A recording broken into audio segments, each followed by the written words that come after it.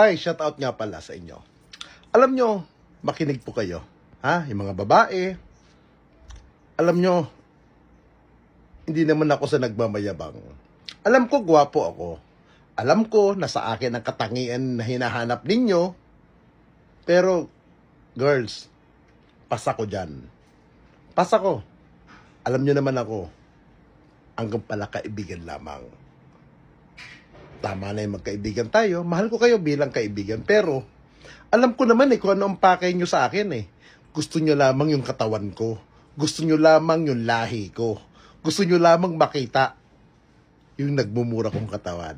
Diba? Pero, wag tayo, ayoko ng ganyan Kaya, sa mga kababaihan, malaki ang respeto ko. Alam ko, gwapo ako, matipuno.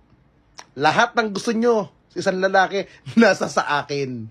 Kaya, please, tama na magkakaibigan lang tayo.